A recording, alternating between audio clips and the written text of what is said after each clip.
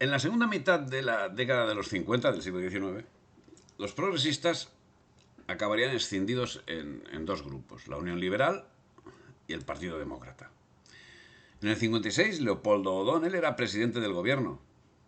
Sería sustituido por Ramón María Narváez, que gobernaría hasta el 15 de octubre del 57, caracterizándose por una política represiva sobre los progresistas, debiendo atender agitaciones en Andalucía, Extremadura y Castilla, que serían duramente reprimidas, llegando a fusilar a 35 campesinos y enviando exiliados a Filipinas a un número importante de figuras del Partido Liberal. Francisco Armero sustituiría a Narváez, logrando mantenerse en el puesto 2 meses y medio hasta el 4 de enero del 58. 10 días después, el 14 de enero, es nombrado presidente Francisco Javier Istúriz, que supo capear los envites hasta el 30 de junio, cuando fue sustituido nuevamente por O'Donnell al frente de la Unión Liberal. Los unionistas estimaban representar la verdadera tradición del moderantismo liberal frente a las desviaciones conservadoras de Narváez y su equipo.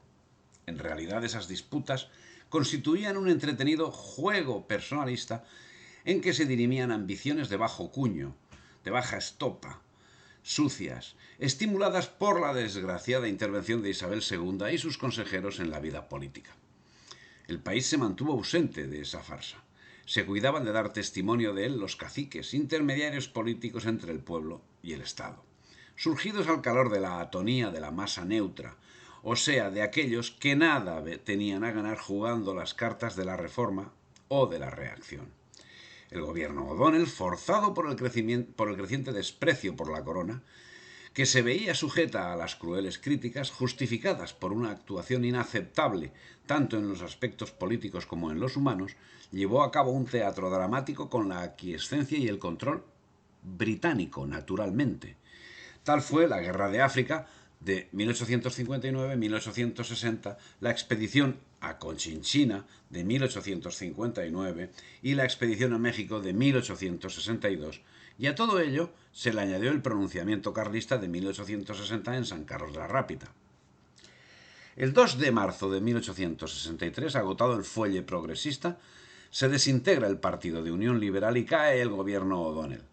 Le sucede el gobierno moderado de Manuel Pardo, marqués de Miraflores, que duraría 10 meses, hasta el 17 de enero del 64, cuando empezaría un ciclo de gobiernos inestables de moderados y unionistas. El primero, de Lorenzo Arrazola, duraría mes y medio, hasta el 1 de marzo del 64. Le seguiría el de Alejandro Mon, que duraría 6 meses, hasta el 16 de septiembre, cuando sería sustituido por Ramón María Narváez, que accedió a ser presidente con la condición de que España abandonase Santo Domingo.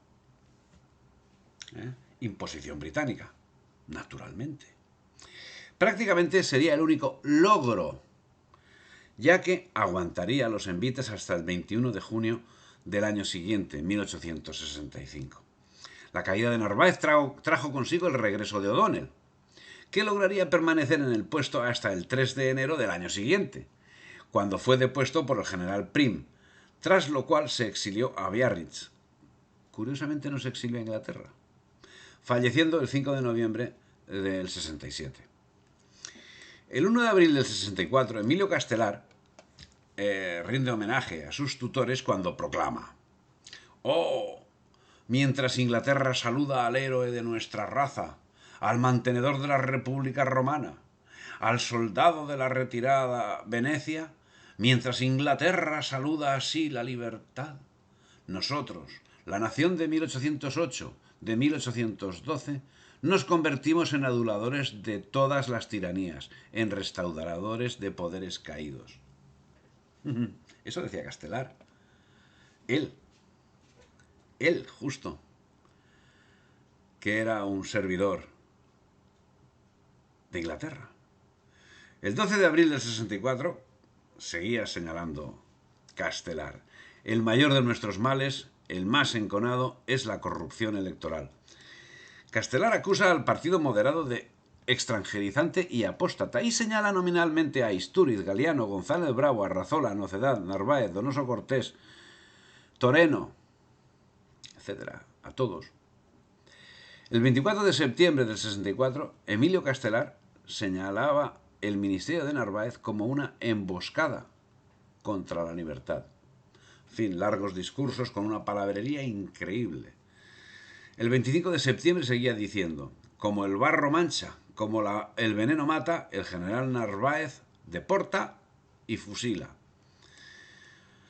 Hace Castelar un minucioso desarrollo de la triste postración de España, pero solo se queja que no dejan hueco al Partido Demócrata y reclama más dependencia respecto a Europa. El partido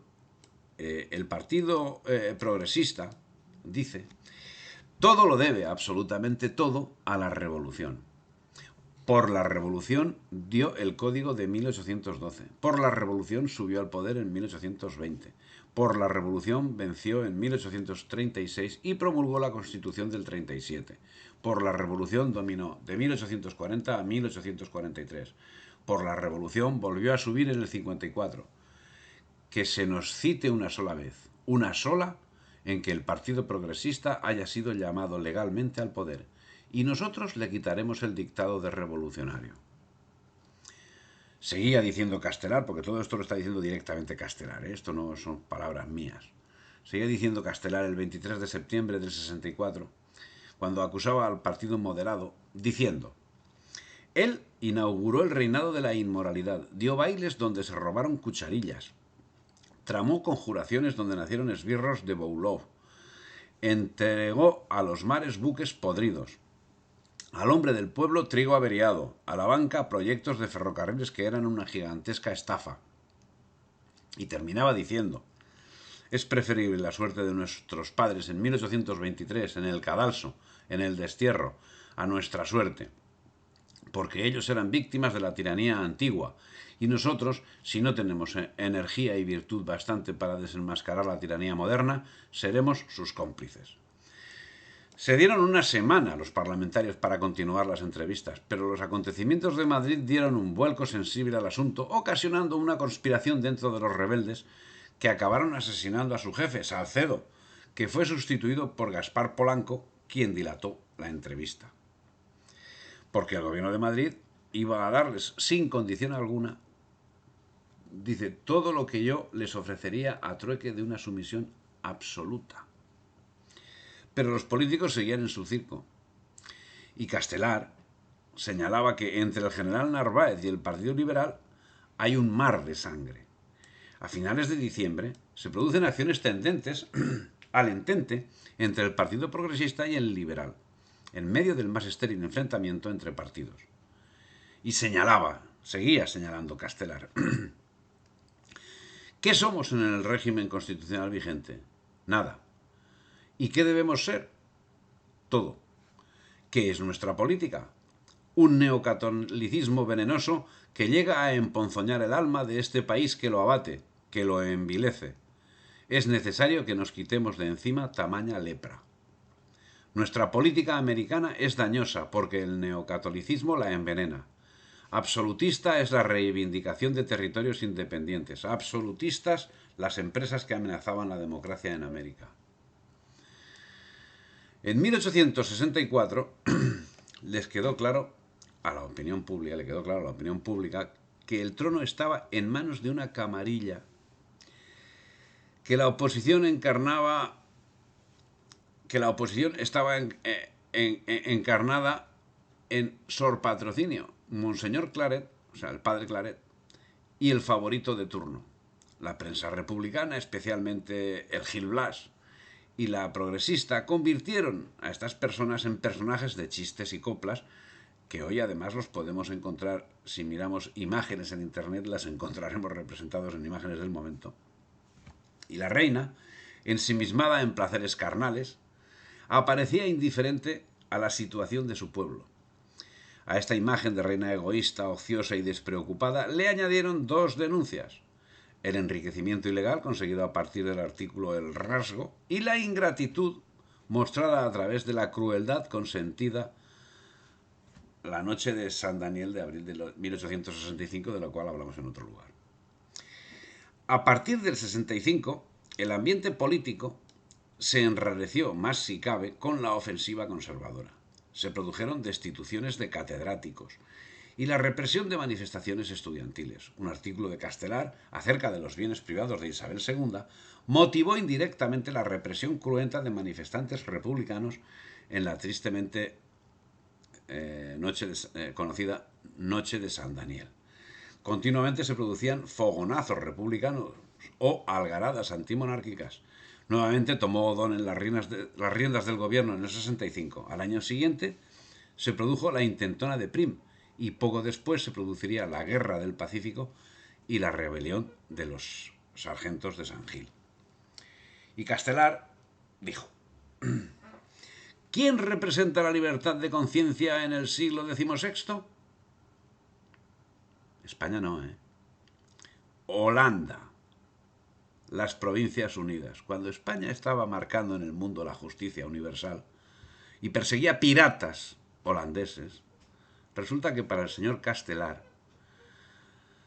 la libertad estaba representada por los piratas.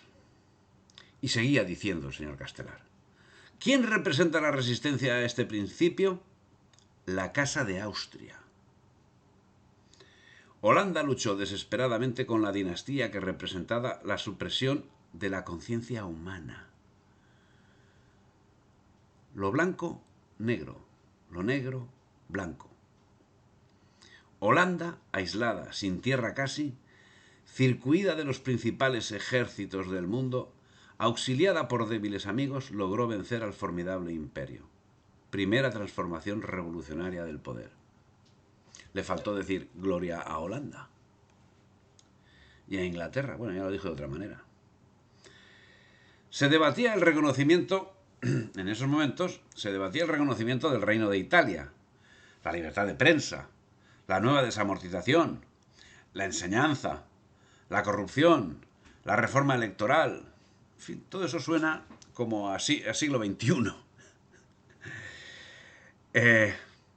El 10 de julio de 1866, tras la sublevación de los sargentos del cuartel de San Gil, cortada con el fusilamiento de 60 de ellos, nuevamente Narváez pasó a ser presidente del gobierno, esta vez para quedarse hasta el 23 de abril del 68, cuando falleció, siendo sustituido por Luis González Bravo, quien continuó con la política autoritaria y represiva de su antecesor, y se incrementaron las conspiraciones contra el reinado de Isabel II, dando pie a la revolución. Aguantaría en el gobierno hasta el 19 de septiembre. Para conseguir tan largo periodo de mandato, en el 66, Narváez cerró las Cortes y convocó elecciones para el 67, donde obtendría mayoría aplastante. El 16 de agosto del 66, un grupo de 45 representantes de los partidos progresista y demócrata se organizaron para definir un gobierno provisional que pudiera ejercer en el momento del golpe de Estado. Los principales conspiradores fueron los generales Juan Prim, Francisco Serrano y el brigadier Juan Bautista Topete. El Pacto de Ostende fue firmado por el Partido Progresista y el Partido Demócrata el 16 de agosto del 66. Y tenía como objeto terminar con el reinado de Isabel II, cuyo descrédito era creciente en todos los campos. La imagen de reina cruel, que ya era considerada así por la práctica totalidad del pueblo español, quedó reforzada por el atropello de la muchedumbre que esperaba el tren en el que llegaba la reina, no que llegaba, que pasaba por Daimiel, en el viaje que la llevaba hasta Portugal, en diciembre del 66. Bueno, el tren arrolló a los que estaban allí presentes, matando a 9 personas y provocando 2 docenas de heridos. Pero el tren no se detuvo, a pesar de que fueron conscientes que habían atropellado gente. Bueno, parece ser que no informaron a Isabel II hasta que el tren llegó a Lisboa. Y solo a la vuelta, la reina ordenó que la expedición se detuviera para dar donativos y consolar a las víctimas. Bueno, la imagen de la corona podemos imaginarnos cómo era. Y claro, fue utilizada pues por los enemigos, lógicamente. O sea, ¿qué le vamos a hacer? O sea, eso no se puede quejar, la monarquía.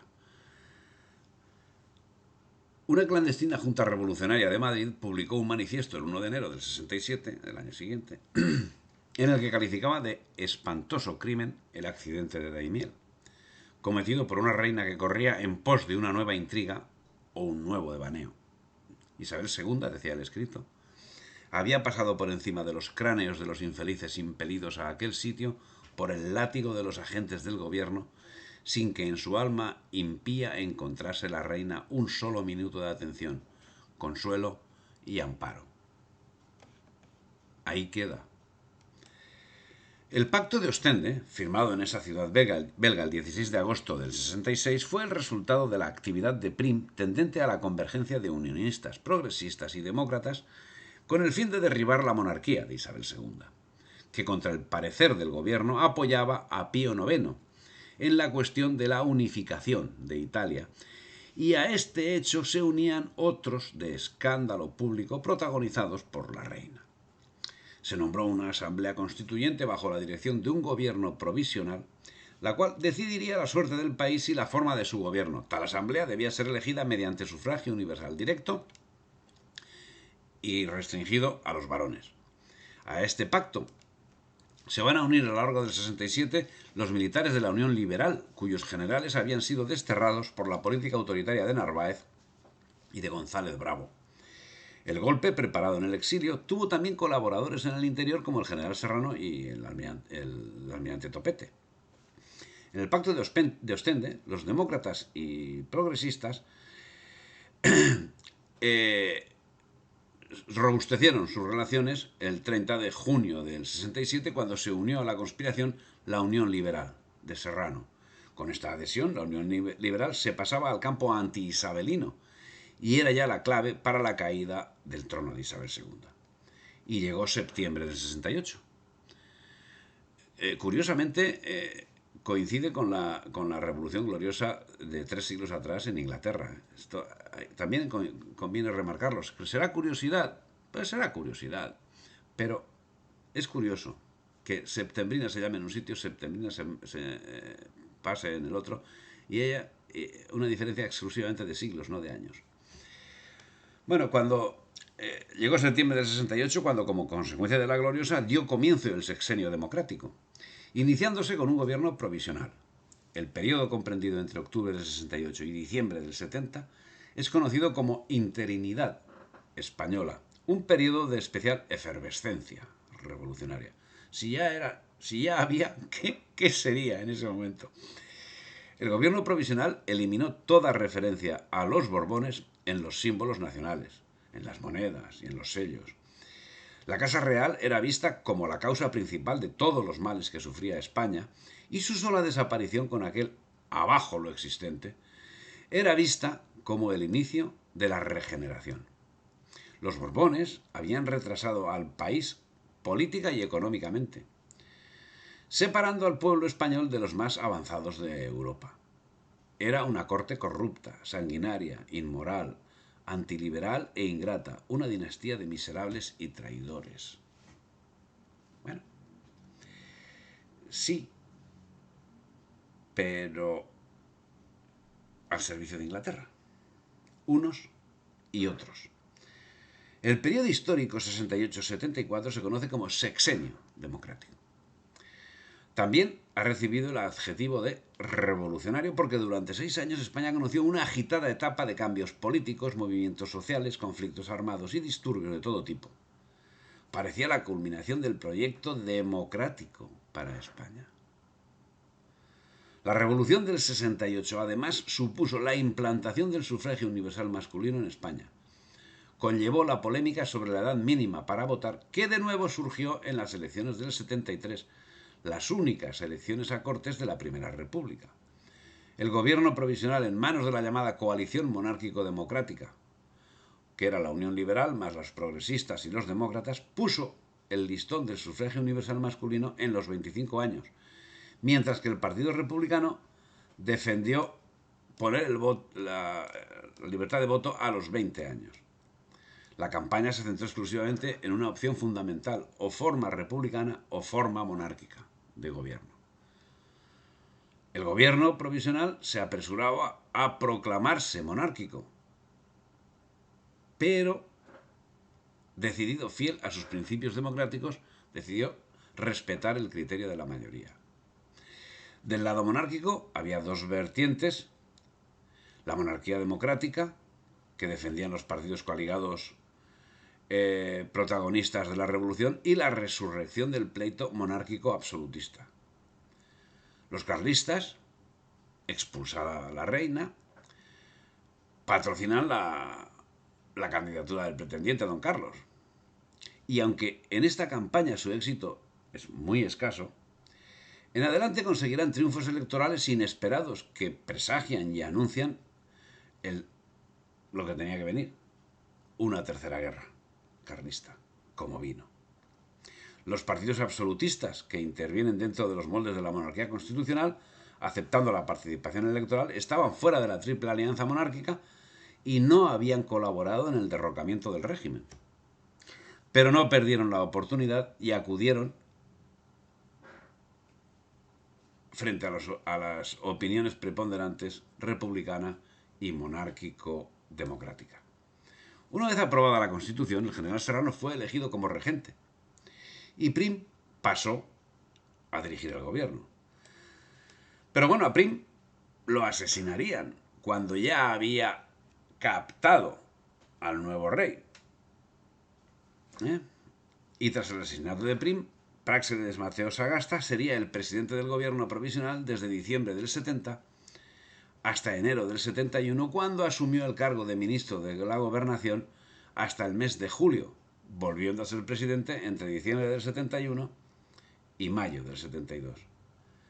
Bien, da comienzo el reinado de Amadeo de Saboya, establecimiento de la peseta. Y entra también en funcionamiento el establecimiento de la peseta como moneda nacional. Los partidos contrarios a la recién instaurada monarquía democrática se encontraban en tres formaciones: los republicanos, federales, divididos en federales y en unitarios; los moderados, fieles a Isabel II; y los carlistas. En esta situación, los gobiernos se sucederían vertiginosamente. El primero, presidido por Serrano, tomó posesión el 4 de enero del 71, en tanto que el sexto y último, encabezado por el radical Ruiz Zorrilla, lo hizo el 13 de junio del 72. Pascual Madoz, que había ido a buscar a Amadeo de Saboya, murió a bordo de la fragata Numancia, que finalmente trajo a Amadeo de Saboya y su cadáver, para encontrarse con el cadáver de Prim, precisamente, curiosamente, ¿no?, que también lo habían asesinado en esos momentos. El 25 de junio del 70 abdicó Isabel II en su hijo, el príncipe Alfonso. A partir de este momento, Cánovas se convirtió en el representante de la causa monárquica, parlamentaria y liberal, procediendo a educar al príncipe de Inglaterra.